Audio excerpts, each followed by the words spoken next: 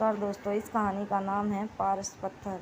One में स्थित एक आश्रम में एक ज्ञानी साधु रहते थे। ज्ञान प्राप्ति की लालसा में दूर दूर से छात्र उनके पास आया करते थे और उनके सानिध्य में आश्रम में ही रहकर शिक्षा प्राप्त किया करते थे। आश्रम में रहकर शिक्षा प्राप्त करने वाले छात्रों में से एक छात्र बहुत आलसी था।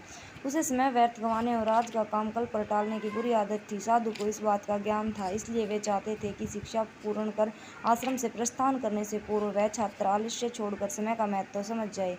इसी उद्देश्य से एक दिन संध्या काल में उन्होंने उस आलसी छात्र को अपने पास बुलाया और उसे एक पत्थर देते हुए कहा, हे पुत्र, यह कोई सामान्य पत्थर नहीं है, बल्कि पारस पत्थर है। लोहे की जिस भी वस्तु को यह छू ले वह सोना बन जाती है।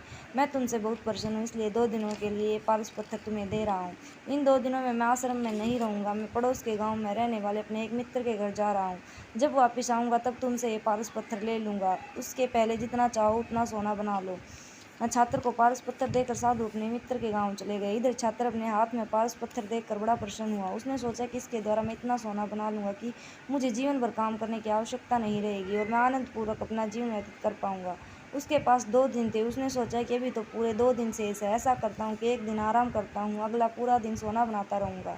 इस तरह एक दिन उसने आराम करने में बिता दिया। जब दूसरा दिन आया तो उसने सोचा कि आज बाजार जाकर ढेर सारा लोहा ले आऊँगा और पारस पत्थर से छूकर उसे सोना बना दूंगा। लेकिन इस काम में अधिक समय लगेगा नहीं, इसलिए पहले भरपेट भोजन करता हूँ, फिर सोना बनाने में जुट जाऊंगा। भरपेट भोजन करते ही उसे नींद आने लगी। ऐसे में उसने सोचा कि अभी मेरे पास शाम तक का समय है, कुछ देर सो लेता हूँ, जागने के बाद सोना बनाने का काम कर लूँगा। फिर क्या, वह गहरी नींद में सो गया। जब उसकी नींद खुली तो सूर्यास्त हो चुका था और 1-2 दिन का समय पूरा हो चुका था। साधु आश्रम लौट आए थे और उसके सामने खड़े थे। साधु ने कहा, हे पुत्र, सूर्यास्त के साथ ही 2 दिन पूरे हो चुके हैं।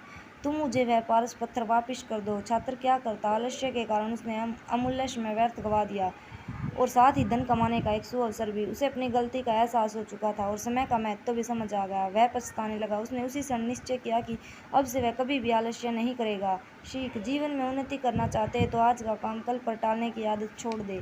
समय अमूल्य है, इसे व्यर्थ न गवाए, क्योंकि एक बार हाथ से निकल जाने के बाद समय कभी दोबारा वापिस नहीं आता।